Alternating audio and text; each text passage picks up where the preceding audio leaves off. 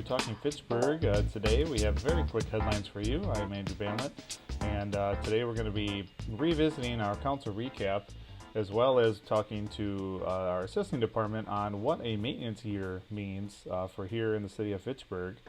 And so we're going to have to get right to it. I'm just going to give a quick reminder that we have Verona area swim meet tonight as sectionals. Right after this is a 5 o'clock start time for Talking Fitchburg, and with swimming to follow at 5:30. And with that, we're going to get right to it with a quick break. And when we come back, we'll be sitting down with our council recap with Kimberly from the Fitchburg Star. You're watching Talking Fitchburg.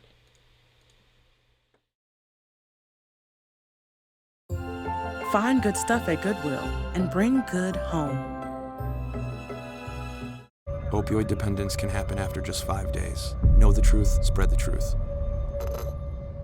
Welcome back into Talking Fitchburg. Joining me today for the Fitchburg Star, our star, Kimberly. Welcome back to the show, Kimberly. How you doing? I'm doing pretty good. I just want you to know I used that in the promo going into this, that join us next week as our star of the Fitchburg Star. Yeah. I need you to know how hard it is to not roll my eyes at that. And I need everyone in Fitchburg to be aware of that too. Hey, I'm okay with that. Kimberly, we have a lot to get to today, so we'll set that aside for another date and start on this. Lake Barney, we had a presentation this week in the committee of the whole, giving kind of an outlook of what's going on there. So set us up for this and tell us what they've got for possible options for repairs. Or how to take care of this, that is. Right. So just for some context and background here. So Lake Barney is a glacial kettle near the southern border of Fitchburg. Having it be a glacial kettle means that there's no natural inlet or outlet for this lake. So the only way that water can leave is through infiltration, which means sending it up back into the atmosphere, or through the groundwater. And the water in the groundwater in that area is already heavily saturated due to heavy rains that Dane County has seen, and other areas in the region have seen in the last few years, much of it due to climate change. So this lake in the last few years has ballooned from at one point being 33 acres to then at one point, this was back in 2018, that lake was over 800 acres. And so with that water table being so high, it forced residents in the area. You've got Tom Thayer, who's nearest to that, who has put up dams to prevent the water from encroaching his home. You've got another person who technically lives in the town of Oregon, right over the border. He filled in about half of his basement. And you've got someone across the way who lives in Fitchburg, across from Tom Thayer. He's taken down, 300-year-old trees because their roots have been drowned. So farmland is unfarmable. There's a lot of issues there. So the city has been working to find a solution and working with other entities such as the Department of Corrections, Federal Fish and Wildlife, the Village of Oregon, the Town of Oregon, to try to figure out how to move this water out of the area and get it moving downstream, but at the same time making sure that it does not disproportionately affect people downstream. So at the committee of the whole meeting on the 24th, so Wednesday, they talked about options for lowering the lake. And of course, the more you lower the lake, the more money it costs. So they're going to need to balance the benefit to the water table and to the residents with how much this is going to cost. So they're thinking about lowering the lake to about, I think 945 feet above sea level as their solution. So. Yeah, and if you want to see that presentation, there's been some talk, there's been plenty of talks on this, on updating what's going on with that, including the cow presentation last night. You can check that out on our website, fitchburgwi.gov. Turning our attention now to a council meeting, it kicked off with condemning hate and violence, and I wanted you to go over this one and tell us what resolution they put forth here condemning the recent violence across the U.S. Absolutely. So again, for context, there was a series of shootings in Atlanta on March 16th that killed 8 people. 6 of the victims were identified as Asian and 7 were women. And at least 4 of those were of Korean descent. These shootings took place at spas, with those names being Young's Asian Massage Parlor, Aromatherapy Spa, and Gold Spa. And really what this raised was an increase of violence and hatred towards people who are Asian American or Pacific Islander, especially since the start of coronavirus, where with it being thought to have originated in China, there's been an increase in hate crimes towards Asian American people, whether it's been classified as a hate crime or not. So what the city of Fitchburg did is it put out and approved a resolution saying that they condemn violence against people who are Asian American and Pacific Islander descent, just as a way of showing solidarity with the population of people, around 5% of Fitchburg residents who are either Asian American or Pacific Islander. So that's how they started off the meeting on Tuesday. So.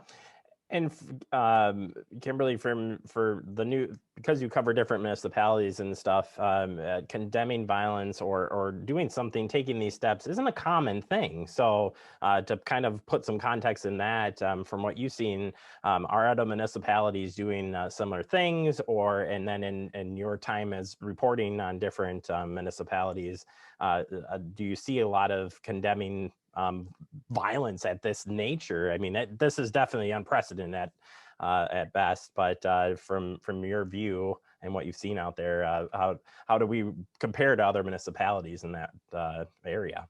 Yeah, so not that some of our other municipalities, especially in the Unified Newspaper Group coverage area, haven't condemned this. This is the one I am aware of, though. But usually condemning events that have happened across the United States and have really not happened anywhere near our coverage area has not been common. But I feel like it really started with George Floyd last May, where I think a majority of our municipalities, at least the larger ones, took steps to condemn the actions taken by the city of Minneapolis police. And our city of Verona council, actually, they held off on their resolution mainly because they said, well, we don't want this to be an empty resolution. We want to add teeth to this. We want to recognize systemic racism and how it's impacted the city. And so they approved theirs, months after George Floyd died, but they wanted to make sure that they could add teeth to this so that they could say, all right, that was wrong. And we want to make sure that we are not contributing to systemic racism in the future. So I would not be surprised if we see this crop up on more city agendas and larger events like this. Mass shootings become something where, a common council or a town board or a village board says, you know what, no, we don't approve of this. We don't want to see this in our city, and we want to send a message to say that this is wrong and that any kind of racism is wrong. So yeah, I'm glad you shared. I think it was an awesome action that they did take, and like you said, there's been so much unfortunate on the mass shootings, and these things, condemning stuff, just doesn't happen on a regular basis. So I think it's important to share that, and glad to hear your take on other municipalities, kind of how they handle these things. Is good information there. Turning our attention to the community park fees and the future hub. We had an update come in from council. Tell us about this one. Yeah, so nothing has been voted on it yet, other than approving it to be sent out to committees in the consent agenda. So the Park Commission and the Finance Committee are going to discuss a resolution that would designate the future hub, which is in the city's capital improvement plan, and they're working on designs for the phase 1. They would designate that as a community park. And why that's important is the city just approved pickleball courts earlier this month for McGaw Park. And one of the sticking points for alders was they were concerned that because they were approving parkland fees to be used in one community park, well, does that take away from other areas of the city? And so what this would do is it would make the hub considered a community park versus a neighborhood park, and that would open it to be able to have more access to funds. And these funds are paid by developers who do not provide for parkland in their own developments. They're called in lieu of parkland fees. And there's some very specific rules. And I'm sure the finance director is far more an expert than I am. Misty has got this all down. But there are different buckets of money that can be used. And so what they're trying to do is they're trying to make sure that the hub can utilize other funds that it might not be able to if it was not designated as a community park. So we won't see the council vote on this until at least April, because it has to go to both the park commission and the finance committee. But important to note that the city alders are looking at this, and so are some of the committees. So yeah, this brings up a good process piece too, when we see some of these come in and then be referred. So that happens quite a bit when we're looking at resolutions. They come in and get sent out to be reviewed by all the committees, and we'll be broadcasting all those here on Fact TV, so you'll be able to see how that kind of comes together. Like I said, a lot of things that come in for resolutions. Finally, wanted to wrap up. You just had a few comments on the insurance claims at the end of the meeting for the night, and get us touched up on or tell us where they can find more information on this. Sure. So there was the city council denied an insurance claim for former city administrator Patrick Marsh for $250,000 over some items that he claimed were not returned to him. But because this is a city broadcast, I'm going to just simply leave it at that. And I'm going to defer people to connectfitchburg.com if they would like to read more about that. So it's live on our website. Nope, and we appreciate that. That does lead us into the ending here of our interview. And as we always do, is talking about where you can find more information on the stuff that you are covering. And before we do get to that, one of those things that you had covered and still have a few coming up, we still got some forums and plus the past forums. So for folks who are interested in learning about all the different candidates, Kimberly, you've talked to them all. I've talked to many of them. I'm not sure I hit them all. But getting close. Getting close. Tomorrow night at 5 p.m. Or actually tonight, because this is running on Friday. So tonight at 5 p.m., we are working with Oregon Community Access. So my deepest apologies to Fitchburg here. But we love OCA. Go OCA.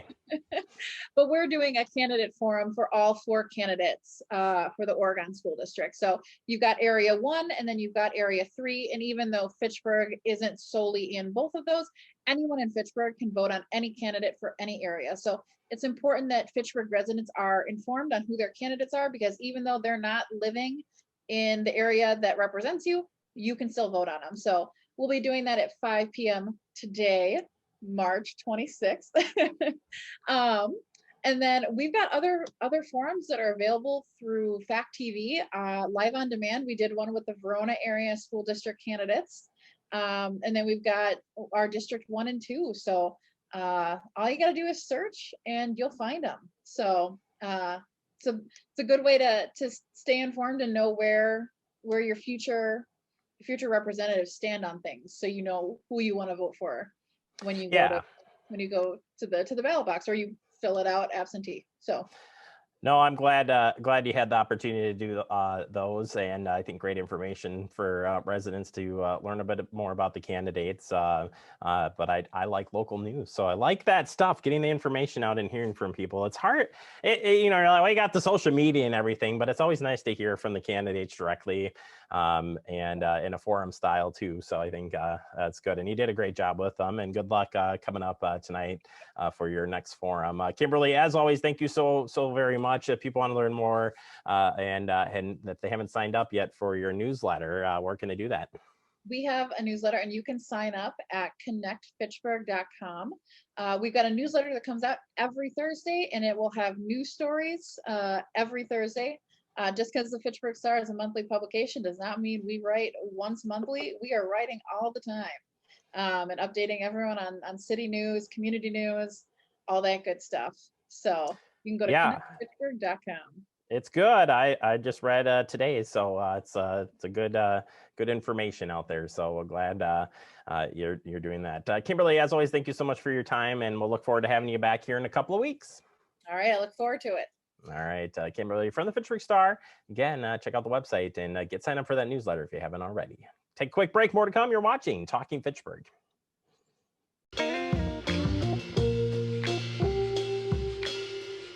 After you joined our family, it was like, I really do feel complete now.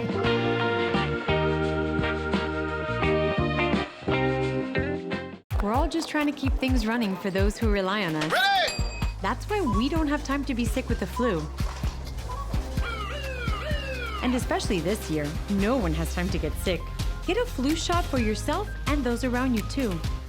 Welcome back into Talking Fitchburg. Today we have a special guest on. We don't see very often on the show. We have Amy from our assessing department. Amy, how are you today?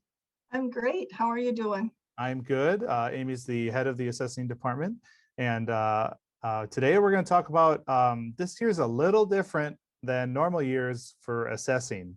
And we're calling it's a maintenance year. So there's a lot of questions out there, and we want to kind of have those answered today. And Amy's here to help us. So Amy, thanks for joining us for that. And why don't we get started with what is a maintenance year and go from there. Okay, so a maintenance assessment cycle is a little different than a revaluation. Okay, so here in Fitchburg, we've been revaluing each year on a cyclical basis. And a revaluation means we bring things up to full market value. So our assessments should match or come close to what sale prices are coming in line with. But in a maintenance year, we do all of the preliminary steps, all of the steps leading up to a certain point, just like in a revaluation. So in those steps would be, we still review all the sales. So we go out and verify that data, ask those sale questions to property owners.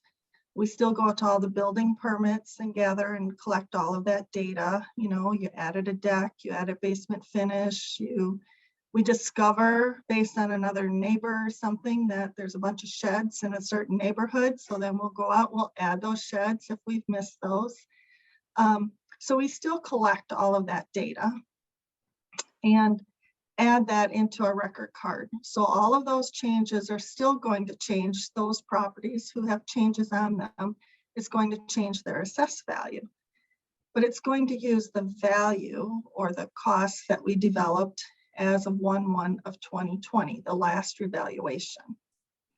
But we don't do that final step of then after we add all of that data and make all of our records complete, we don't do that last revaluation part of applying the market of if a neighborhood went up 7%, we're not going to change that neighborhood by 7% change. So if a property didn't make absolutely any changes and we didn't discover there was some change on that property, then that person's assessment will stay the same. But if we discover that there's a shed in your property, then we're going to add that shed to that. And that's kind of the difference in there. Okay, that makes sense. So you're not totally, you're using the valuation from 2020 and that leads into why. Why are we doing a maintenance assessment this year? Okay, well, first of all, 2020 was a revaluation, and in that, it was a very extensive revaluation. We updated all of our cost tables. We discovered a lot of issues, so we've corrected all of that. So we believe our records are pretty good right now. You know, there's always chances that something falls through the cracks, but you know, we think we've gotten our records in line with what the market was as a 1/1 of 20. Well, that revaluation took much longer than normal because typically we would be complete by, you know, sometime in June is ideally when you want to be complete within each assessment cycle and start your new cycle. Well, we started about 4 months later. So 2020 didn't end till the middle of October. So we lost 4 months of work time to field and collect data and do all of that. And we've also had some staffing changes. So right now we're still don't have our commercial appraiser position filled. So we're down one person out of 4. So when you lose 25% of your staff, that makes it harder to complete the work also. So we're going to use this as a maintenance year. Many communities do maintenance years year after year after year. You know, and as long as everything is in compliance, you can do a maintenance year. And so we're like, let's do a maintenance year this year, keep things in line where they were, and then we'll resume our revaluation process for 2022. And we'll get back on track, and then we can revalue for 2022. Awesome. Well, thank you for explaining that. I want to just point out here to folks, if you go to our website, fitchburgwi.gov, go to the government tab and go to assessing, there is a whole page on this and frequently asked questions on this whole, what is a maintenance year and why? And that's where we're getting our questions from today. So continuing with that, some I see on here talk about, you know, our famous time that we love to, because we get to film it, the whole thing, is the open book and board of review requests. So how does that change this year with being a maintenance year? It does slightly. We still will have open book process, and we don't know where COVID, you know, where that will lead us, if City Hall will be reopened or not. Last year we were closed during open book and board of review, and we're still closed right now. But we'll still meet with property owners if they would prefer to meet in person. We can still do that. We can meet in a conference room. But open book will handle primarily through phone calls. We can do Zoom. So we now have Zoom process. So we can meet with you via the internet this way through a virtual meeting and share our screens and things like that. So we'll handle it, you know, the same. We're just adjusting to the effects of COVID. If City Hall is open, then we may, I may see about reserving a specific room to still allow for social distancing in that. You know, so we just want to keep residents safe and staff safe during this process until we get through that. We have not set open book or board of review dates yet. And so as soon as those are set, we'll post those on our website, and we'll provide those to Dane County, and then they will list those on Access Dane. And we also can update the state's website on the Department of Revenue's website, and they list all the open book dates and board review dates. Assessors throughout the state can list it on there also. Awesome. Well, that's some good information. As far as some of the other, I mean, we've hit quite a few of the questions here. You've been answering a lot of the frequently asked questions already. Anything that I haven't asked you that you want to make sure we know about this maintenance here in the city of Fitchburg? We do. I know some people have asked or inquired, like, you know, if my assessment doesn't change, how will I know what my assessment is, or when open book is and board of review? Like I said, we'll post those dates, but we also plan to, we intend to send out a postcard this year. This is something different. Okay. So we were thinking through this, and we thought we'd send postcards to all property owners just to list when open book and board of review, and direct them to our website for some frequently asked questions and things like that. Awesome. And we're always here with Talking Fitchburg and Fact TV is in general. We try to put out that information as, you know, to help you guys make sure everyone knows the dates, when it is, and discuss the process on what to do there. So be sure to check here, our Facebook page, the City of Fitchburg Facebook page. There's a lot of places to find this info, and I love the postcard idea. I think that's a really good idea, especially for this year. Yeah, we're trying to do a little bit more each year. Like I said, we have staff shortages, so that makes it harder to do extra projects. Right. Doesn't mean we don't want to do them. It just, we have limited resources, so we're trying to provide as much as we can with what we have, and we don't want to raise people's taxes, you know, because of that. So yeah, and I'm trying to think. just going to look through these in case there's anything Yeah. else that I really thought we should touch on. Mm-hmm. And again, you can find all these frequently asked questions, and I'll be showing them on the screen as we go here. It's through the assessing page on our city website, and there's a link in that first paragraph to frequently asked questions. So that's where you can find all of these that we're talking about here today. And of course, if someone, if your assessment doesn't change, you can still contact us during open book.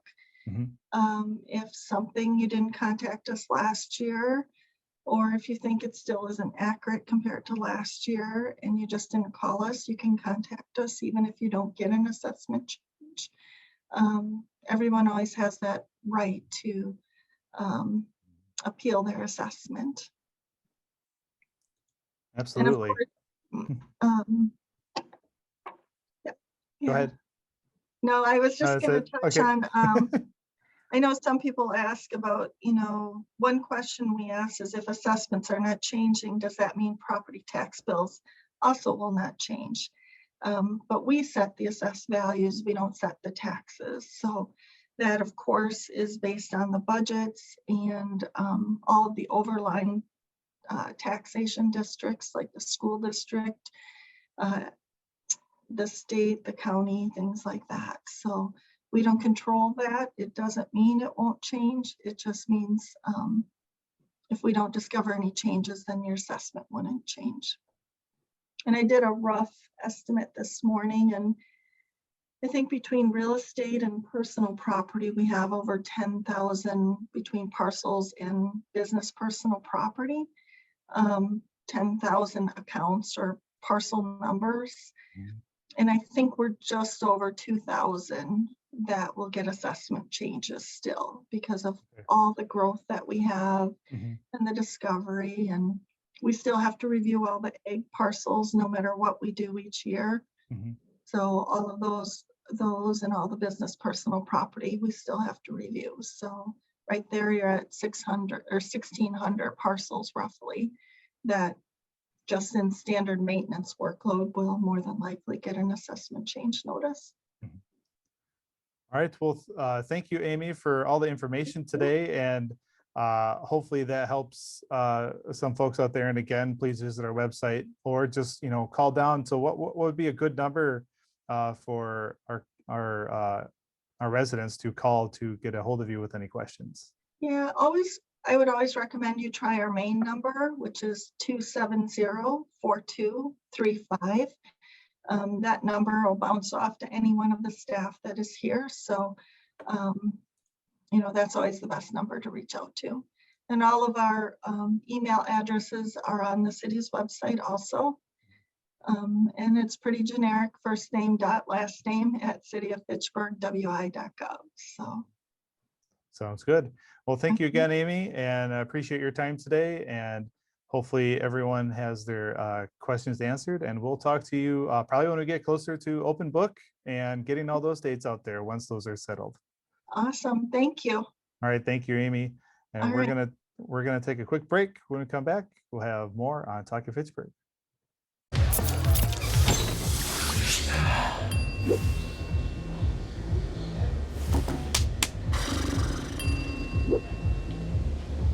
If you need to do something to feel okay to drive, you're not okay to drive. Don't drive buzzed. Hopefully you enjoyed today's show. We want to thank Kimberly again for coming on last week, talking council recap, and talking today with Amy from Assessing. Everyone have a great day.